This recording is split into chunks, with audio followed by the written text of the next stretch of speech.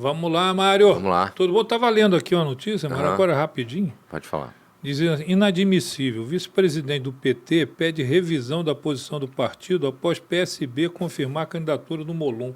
Eles continuam querendo tirar o Molon do jogo, né? Porque o Molon divide a esquerda, né? O Siciliano e o Molon acabam facilitando a vida do Romário, né? Mas o que leva eles a acreditarem que eles são capazes de eleger senador, Mário? Não tenho ideia. Até porque as últimas eleições ao Senado, a esquerda foi pro buraco, né? Foi. Não apareceu. Né? E aí você vê o seguinte, uma coisa que me chama muita atenção é a escolha de vice, né? Uhum. A gente está falando agora da questão do Molon. A saída ali que eles vão arrumar é botar o Molon na vice ou coisa parecida.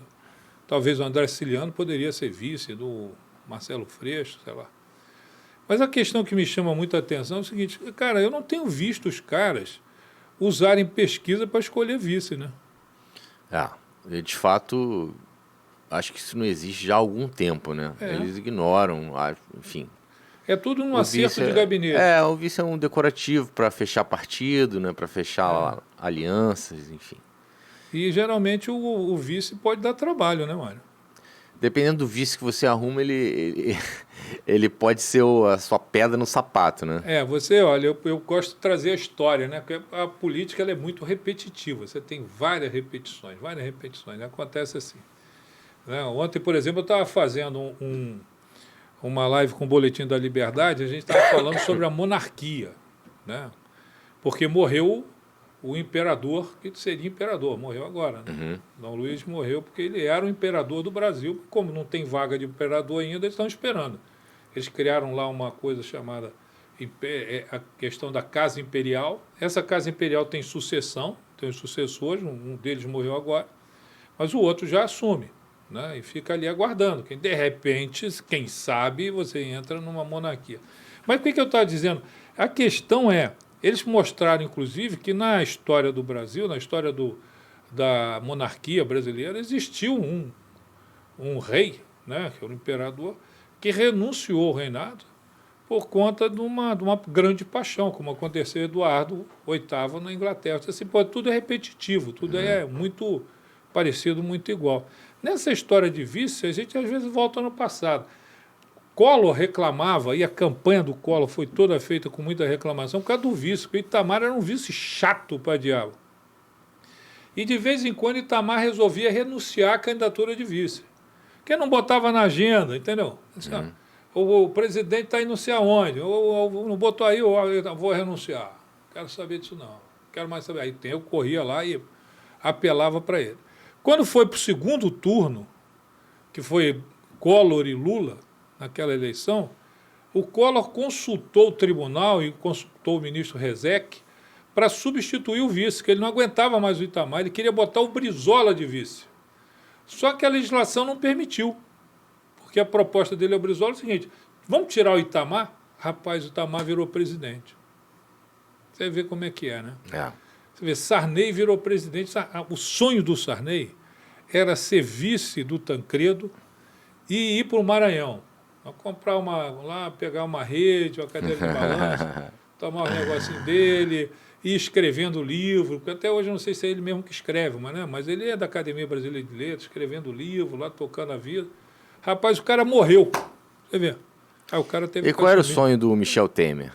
Era ser presidente. O sonho dele era esse? Era ser presidente. Entendi. E qual era o sonho do Cláudio Castro? Era ser governador. Você acha que era?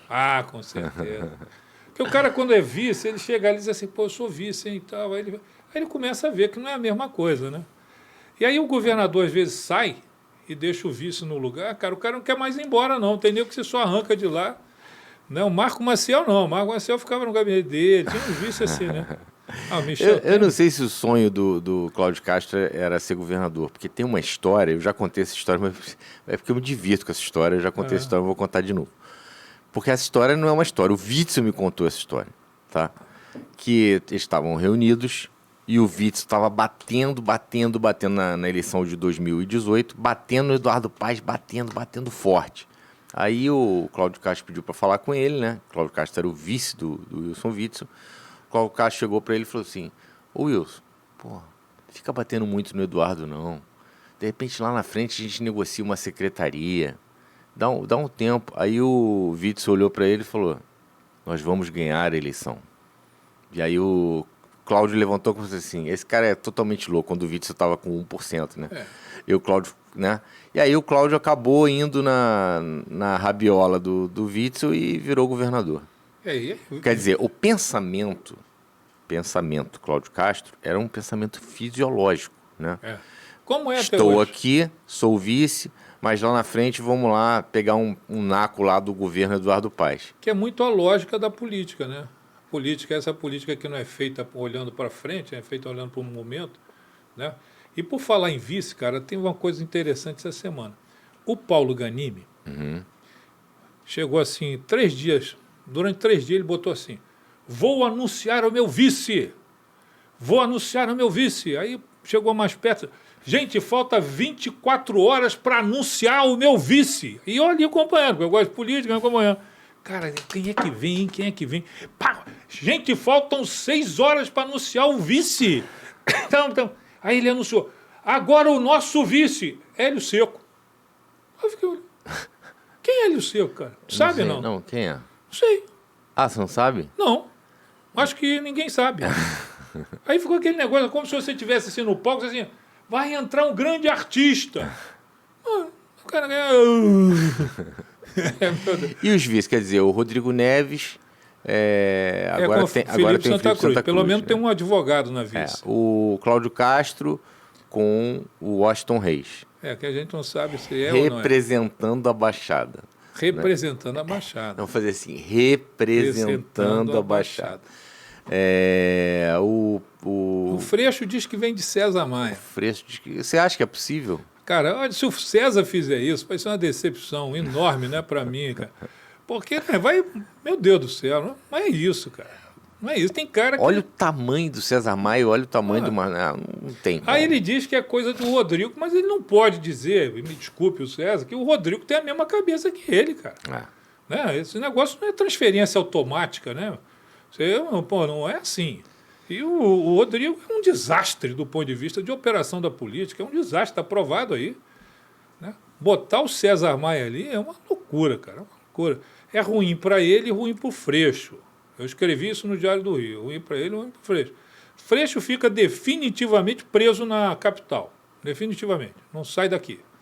Quer dizer, Freixo é a capital, ele é a capital e ponto final. Segundo, é uma maldade com o César, cara. Porque se perder a eleição, César já perdeu 3 para o Senado, perdeu 1 para o governo do Estado. E vai perder 1 sendo vice do Freixo, irmão. Pelo amor de Deus. A gente tem que olhar também para as possibilidades. Você não bota o Molon as ali? Possibilidades do Cláudio Castro, caso se confirme que o Washington Reis está inelegível. Né? Nós temos aí, na fila, Daniela do Vaguinho, que é mulher do prefeito de Belford Roxo. Vaguinho. Presidente do União Brasil. A gente tem aí uma peça do Bolsonaro, que é o Pazuello, né? Verdade. Que é pré-candidato a deputado federal, mas pode ser empurrado para o Bolsonaro ter segurança de que o Cláudio Castro seguirá com ele até o fim. Nós temos aí o doutor Luizinho, que sempre é ventilado o nome dele. Nós temos aí o prefeito de Nova Iguaçu, Rogério Lisboa, né? Que seria um bom vice. Mas que deveria ter sido se licenciado, mas não foi, né? E o mesmo o prefeito de Miguel Pereira, que também não o saiu, André né? Português, que também não saiu. Quer dizer, então a gente se limita aí a Daniela do Vaguinho, ao Pazuello, ao doutor Luizinho e possivelmente, né, correndo por fora aí, o irmão do Washington Reis, que pode ser o cara para se falar. Se ninguém aí quiser, pode botar o Rodrigo Abel, cara. Rodrigo Abel. Pronto. Rodrigo Abel, rapaz, seria seria um grande vice, cara. Não, tem uma coisa curiosa, né? Porque ele não precisava nem não precisava nem encher o saco do governador, né? Já estava ali junto. Porque assim, já que ninguém pode chegar perto do governador, só ele, né? Só ele. Aí ele pode, de repente, ficar perto de verdade, né? Cara, olha, ele seria um grande vice-governador. É um cara estrategista, organizado. Aí, cara, já lançamos alguns Mas nomes aí eu aqui. tenho uma questão para te levantar. Ah, O Rodrigo Abel não é petista? Não é? É? Não é cria do Zé Dirceu. mas, né? mas o seria a chapa do sonho dele. Mas imaginemos que o Rodrigo Abel seja o vice. Será que ele não ia tentar pegar a vaga do Cláudio Castro? Acho Olha. que não. Acho que não. Vou te dizer o seguinte. Mas quem sabe, né? Quem sabe? Olha, rapaz. Agora, de repente, Os petistas você são falou audazes. você falou um negócio aí que fechou na cabeça, cara. Porque veio o seguinte, o grande sonho do Rodrigo Abel, me parece, eu gosto dele, amigo dele, o grande sonho dele é ter direita e esquerda na mesma chapa. Dessa forma ele conseguiria. Olha, Seria o Cláudio, que é a direita, né? O Cláudio é de direita, e o Rodrigo Abel seria o cara... Quem sabe ele não está construindo exatamente isso? Pois é, cara. Será a grande novidade da eleição. Pois é, cara. Rodrigo Abel. Não, Pelo menos é mais conhecido que o tal do Hélio Seco, que eu não sei quem é, cara. E ele ainda pode, no futuro, dizer assim, se eles não tiraram a Dilma, então agora eu vou tirar o Cláudio Castro também para devolver para vocês. Isso mesmo. Eu gostei disso, cara. Seria uma boa... Aí, ó, a história já está desenhada aqui nesse programa. A pessoa se acontece? Pô, Vou virar mãe de Ná. Olha, você vai virar mãe de Ná e o Rodrigo Abel governador. Aí já pensou, ele não precisava assessorar ninguém, ele se assessora. Meu Deus, que cena. Aí imagina, o Rodrigo Abel se assessorando. Pô, seria um negócio... Não é? Valeu, Mário. Abraço, até a próxima.